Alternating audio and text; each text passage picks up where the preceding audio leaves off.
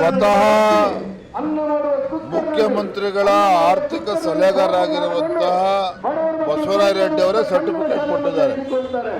ಸಿದ್ದರಾಮಯ್ಯ ನೇತೃತ್ವದ ಕಾಂಗ್ರೆಸ್ ಸರ್ಕಾರ ಇಡೀ ದೇಶದಲ್ಲೇ ನಂಬರ್ 1 ಭ್ರಷ್ಟ ರಾಜ್ಯವನ್ನಾಗಿ ಮಾಡಿದ್ದಾರೆ ಕರ್ನಾಟಕವನ್ನು ಅಂತೇಳಿ ಅವರ ಆರ್ಥಿಕ ಸಲಹೆಗಾರ ಹೇಳಿದಾಗ ಇದೇನು ಆಶ್ಚರ್ಯ ತರತಕ್ಕಂಥ ವಿಚಾರ ಅಲ್ಲ.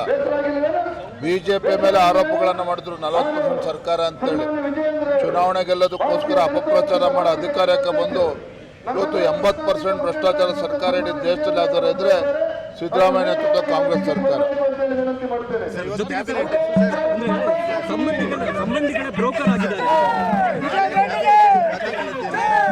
ಈಗ ನಾ ಹಿಂದೆನೂ ಕೂಡ ಹಲವಾರು ಬಾರಿ ಹೇಳಿದ್ದೇನೆ, ಜಾತಿ ಜನಗಣತಿಯನ್ನ ಒಂದು ರೀತಿ ಬೊಂಬೆ ಆಟ ತರದ್ ಮಾಡ್ಕೊಂಡಿದ್ದಾರೆ ಸಿದ್ದರಾಮಯ್ಯನವರು.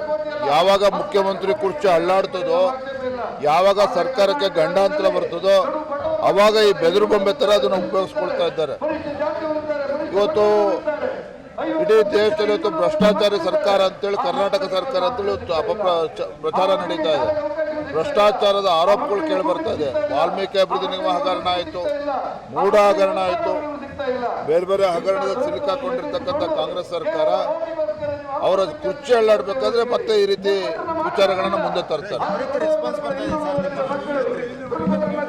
ಎಲ್ಲ ಕಡೆ ಅದ್ಭುತವಾಗಿ ರೆಸ್ಪಾನ್ಸ್ ಬರ್ತಾ ಇದೆ. ಮಂಗಳೂರಿನಲ್ಲಿ ಸುಮಾರು 8,000 to 10,000 ಜನ ಸೇರಿದ್ರು, ಹಾಸನದಲ್ಲೂ ಕೂಡ 5,000 to 6,000 ಜನ ಸೇರಿದ್ರು, ಉಡುಪಿನಲ್ಲಿ 5,000 to 6,000 ಜನ ಸೇರಿದ್ರು.